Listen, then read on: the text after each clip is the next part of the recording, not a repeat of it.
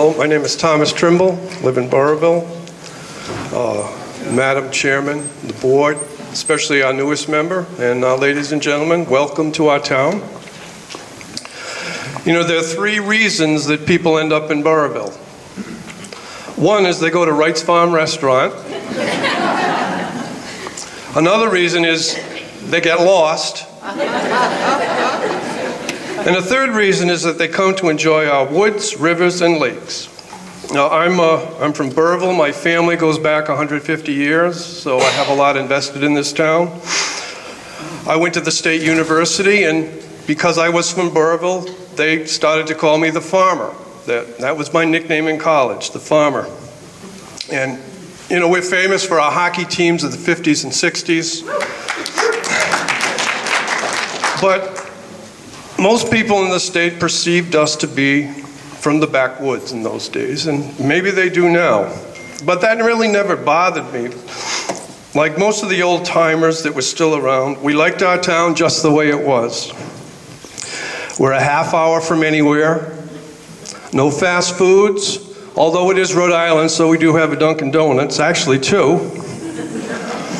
But we're away from that hustle and bustle of the city. We raise our families to appreciate the outdoors and to provide meaningful outdoor activities that we all can participate. So let me tell you why I'm here and why I would like Burrillville to remain as it is. And some of these things have already been brought up. I don't want to reiterate them too much. But we talk about clean air. Well, there's a world-famous company that located to Burrillville in 1977, particularly for that reason, because of the clean air that we could offer them.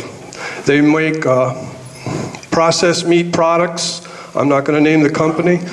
They're seen all over the world, and I've seen them in other parts of the world. You turn the package over, made in Pasco. They were brought to this area because of clean air. I don't know how many people they employ, but I think it's more than 25.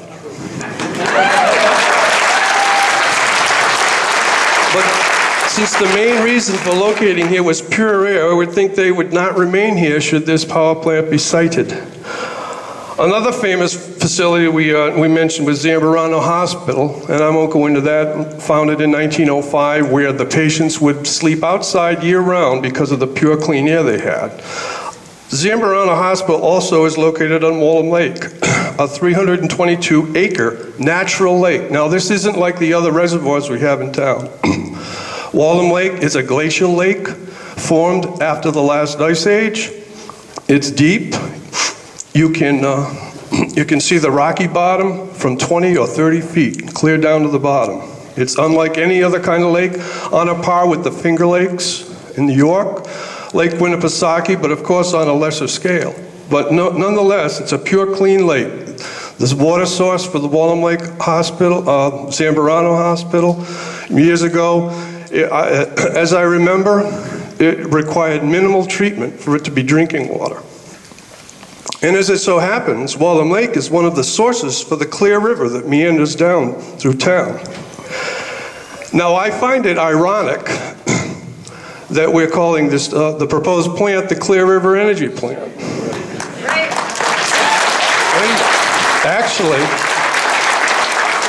Pasco takes its name from the native tribe, the Nipmuc tribe, in this area, and it has to do with the place where the snakes cross, or something to that effect. I'm not sure.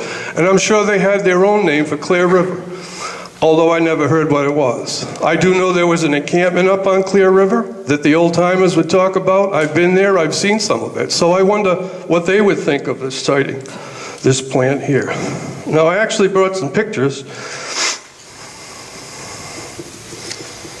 of this is okay. These are one of the clear streams with native grove hemlocks, long growth hemlocks. Spring Lake Pond, beautiful pristine pond, and actually one of the covered bridges we have in that state. I don't know if you knew we had covered bridges in Rhode Island, but we do. Now, I don't wake up in the morning with my first thought being how we're going to combat global warming. I'm not with that, and I do enjoy economical power, but I believe that if we allow a superstore type of power plant to be sited in our state, it'll discourage the creation of the renewable energy sources that our state leaders often talk about when they're in front of the camera. They say they want to develop these zero pollution sources. Well, this is a perfect opportunity for them to put their words into action. So here's my point. Why do we have to sacrifice such an unspoiled section of our state to site this facility? We like to talk about the fine quality of life we have in Rhode Island, and I agree. Move to Rhode Island, enjoy all the outdoor and cultural benefits. We see the flyovers of Providence, and we think of Providence, we think of Jamestown, Narragansett. Nobody flies over Burrillville. Who cares about Burrillville? We do. Whoever goes there. We might not get any mention in those new brochures or TV promotional ads, but those of us who live and raise our families here believe that these lakes, rivers, and forests are worth saving. Once it's altered, it's lost forever. Thank you.